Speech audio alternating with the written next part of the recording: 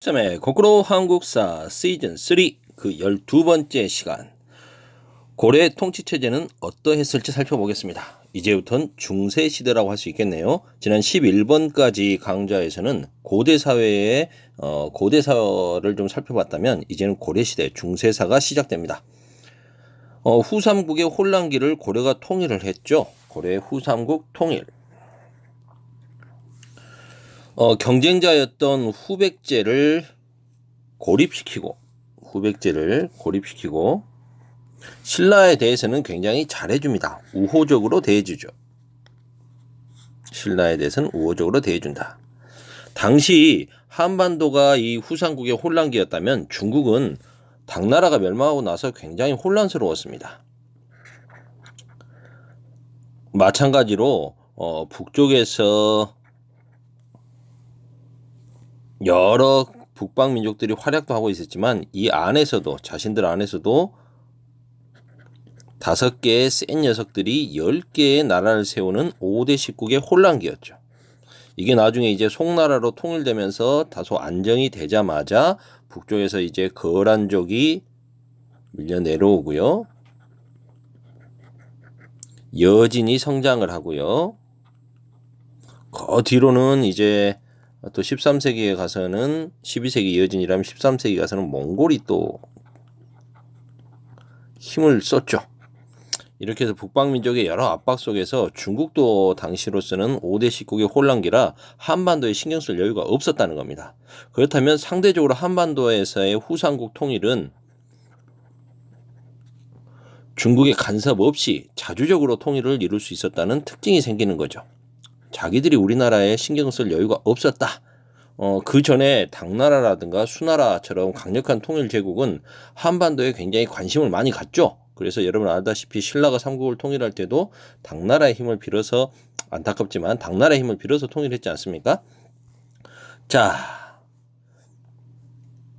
고려태조 왕건은 안으로는 호족 세력을 적극 포섭하고 밖으로는 이 중국의 5대 여러 나라와 교류를 하면서 좀 체제를 안정시키고요. 신라에게는 우호적 그리고 가장 강력한 라이벌이었던 후백제를 고립시키다가 후백제에서 왕위 계승 분쟁이 일어나서 견훤이 후백제의 창업자였던 견훤이 고려 왕건에게 투항해오는 사건이 생기죠. 이러면서 이제 2대 황제 왕이라고 할 수 있는 신검과의 싸움에서 승리하면서 이제 후삼국을 통일하게 됩니다. 그 전에 신라 같은 경우는 더 이상 이제 힘을 잃게 되니까 후백제에게 공격을 당하고 나서 뭐 경양까지 죽임 당하고 힘들었죠. 그러다가 왕이 올랐던 경순왕 같은 경우에는 결국 고려에 귀부하게 됩니다. 그리고 거란이 성장을 하면서 거란에게 멸망당했던 발해 그리고 발해의 세자 대광현 저하고 이름이 같죠. 대광현이 고려에 또 망명을 해오게 됩니다. 이로써 발해 유민까지 포용을 하고 신라를 병합하고 후백제를 격파함으로써 민족을 다시 통일했다. 재통일인지 최초의 통일인지에 대해서는 우리 한번 토론을 수업 시간에 해보도록 하겠습니다. 이렇게 됐는데 이 그림 자료에 보시면 고려의 왕들이 똑같은 모양의 관을 쓰고 있죠. 왕관이 좀 특이합니다. 이 관이 통천관이라고 그래가지고요. 하늘과 통하는 관, 쉽게 말해서 천자, 황제만이 쓸 수 있는 관입니다. 그런데 그 왕건의 청동상이 지금 북한에 있는데요. 그 청동상 보면 이 통천관을 쓰고 있습니다. 당시 시대에 만들어졌는데 통천관을 쓰고 있다? 이건 무슨 의미일까요? 스스로 황제임을 선언하고 있다는 거죠.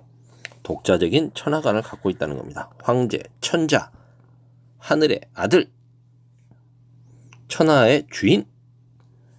그래서 독자적인 천하관을 계속해서 우리는 중국과 다른 우리 해동의 천하를 갖고 있다. 그래서 해동 천하를 인식하고 있었다라는 거죠. 태조는 호족들에 의해서 호족들을 굉장히 탄압했던 억제했던 궁예를 누르고 호족들이 추대해서 왕이 된 사람이기 때문에 호족들 포섭에 적극적이었습니다.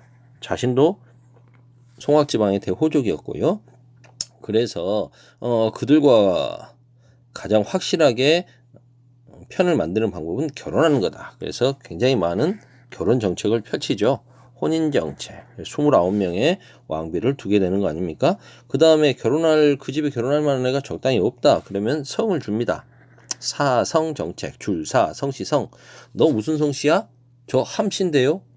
광주 지방의 대호족 함규. 너 힘세네. 좋았어. 너는 앞으로 왕시성을 써. 왕규. 나중에 왕규의 난을 일으키는 왕규도 이런 식으로 해서 함규에서 왕규가 됐고요. 그 다음에 강원도 지금의 강릉 지방이죠. 명주 지방의 대호족이었던 김순식. 이 사람은 신라 그 경주 김씨거든요. 근데 이 사람에게도 어떻게 합니까? 왕시성을 줘서 왕순식을 만들죠. 이런 식으로 사성정책, 혼인정책을 펴서 호족 세력을 같은 패밀리로 우리는 이제부터 패밀리가 된다라는 거죠. 처음에 왕이 되고 나서 3년 동안 좀 세금을 면제해 준다거나 흑창을 설치해 가지고 백성들을 구휼한다거나 이렇게 해서 굉장히 민심을 수습합니다. 그리고 고구려의 후예로서 이 나라 이름도 고려 아니겠습니까? 그렇다면 고구려의 수도였던 평양을 자기 것으로 삼아야겠죠. 그래서 북진 정책을 펼치죠. 버려져 있었던 평양을 서경으로 삼고 청천강 유역까지 영토를 확장합니다.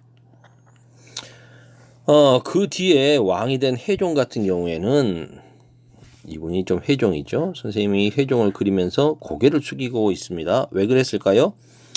아버지 태조 왕건의 장자로서 오랫동안 태자수 수업을 받았으나 안타깝게도 그는 외가 쪽 힘이 세지 않습니다. 전라도 나주 지역의 호족이었던 오씨 가문의 외손주였는데요. 그는 태조 왕건이 왕이 되기 전에 장군 시절 때 얻었던 부인에게서 낳습니다. 하지만 이제 왕이 되고 나서 얻게 되는 부인들은 격이 다르죠. 규모들이 굉장히 큽니다. 충주 지방의 대호족이었던 유씨, 나중에 자신의 배다른 동생이 되는 요왕자, 소왕자, 정종과 광종의 그 외가적이 되는 유씨 같은 경우에는 충주 유씨는 대호족이거든요. 급이 다릅니다. 아까 말씀드렸던 왕규 같은 경우도 마찬가지죠. 그러니까 여러 경쟁 구도 속에서 외가 쪽에 힘이 밀렸던 해종은 아버지의 뒤를 이어서 왕이 되었지만 너무 많은 외척들, 아버지의 외척들이 형성된 그 세력들에 의해서 견제를 당하게 되는 거죠. 불행한 삶을 살게 되고요. 그 이야기, 자세한 이야기는 많은 에피소드가 있습니다만 시간이 부족하니까 수업 시간에 좀 몇 가지 더 해줄게요. 광종 4대 임금, 빛나는 임금 광종은 이제 호족들 세력을 확 눌러버립니다. 그러기 위해서 가장 확실한 방법은 그들이 갖고 있는 경제적, 군사적인 기득권을 뺏어버려야겠네요. 그래서 노비 안건법을 실시하죠. 네가 갖고 있는 노비들, 후삼국 시절에 억울하게 노비가 된 사람들 다 확인하겠어. 이렇게 해가지고 그들을 다 풀어줘 버립니다. 그래 되면 이 사람들을 노동력 삼아서 일시킬 수도 없고 그들을 군사적인 사병으로 활용할 수도 없죠. 그래서 호족 세력을 힘을 빼게 되는 역할을 하게 되는 거죠. 그리고 후주에서 우리나라로 들어온 쌍기라고 하는 사람을 정착시키죠. 우리나라에 정착을 시키고 그 사람의 건의를 받아들여 가지고 과거제도를 실시합니다. 이 과거제도는 조선이 멸망하는 과정까지 갑오개혁 때까지 실시가 되니까 굉장히 오랫동안 이끌게 되는 거죠. 1000년 가까이 이 땅에서 지배층 유교 관리를 뽑는 제도였지 않습니까? 선발제도였던 과거제를 처음 실시한 임금이 광종입니다. 그래서 유교적 소양을 갖춘 신진 세력을 등용하는 거죠. 그러게 되면 어떻게 될까요? 자연스럽게 건국 공신이다 뭐다 하면서 큰 소리치고 있었던 호족 가문이 자연스럽게 밀려 내려가게 되고 실력으로 다시 뽑게 되는 거니까요. 물론 호족들이 공부하기나 이런 데 유리했을 테니까 과거에도 많이 합격을 했겠지만요. 그리고 복장, 공복, 공무원들의 복장을 제정하죠. 어디 감히 나하고 똑같은 옷을 입으라고 그래? 너희들 옷 색깔 구분해? 이거 아니겠습니까? 기강을 잡고. 그리고 이제 성종은 6대 임금, 성종 같은 경우에는 최승로의 시무 28조를 수용합니다. 최승로는 앞선 임금 5분의 치적을 평하면서 광종에 대해서는 굉장히 깝니다. 광종은 너무 왕권을 강화시키면서 신권을 약화시켰다는 거죠. 이러면 안 됩니다. 나쁜 제도입니다. 넓은 도량으로 많은 호족들을 품었던 태조처럼 신하들의 이야기를 잘 들어주십시오. 철저하게 신하된 입장에서 이야기를 한 거겠죠. 하지만 이렇게 왕권과 신권의 조화 속에서 통치하라는 거 유교 정치 이념입니다. 신하들 중요하게 여겨달라. 문치주의 전통 수립. 그래서 통치체제를 이성육부로 정리하고 드디어 지방관을 12목에 지방관을 파견합니다. 이건 일정 정도의 호족 견제책이죠. 지방은 그동안 사실상 호족이 왕처럼 알아서 다스리고 있었거든요. 지방 자치를 하고 있었습니다. 호족 자치죠. 그런데 중요한 곳 12개 포인트라도 지방관을 우선 파견해서 왕이 지방을 통치할 수 있도록 하자는 거죠. 교육제도로서 국자감과 향교를 설립해서 중앙은 국자감, 지방은 향교 이렇게 만드는 겁니다. 중앙 및 지방의 통치체제. 시간이 또 벌써 10분이 넘어가네요. 중앙과 지방의 통치체제는 나눠서 진행을 합시다. 일단 여기까지 하겠습니다.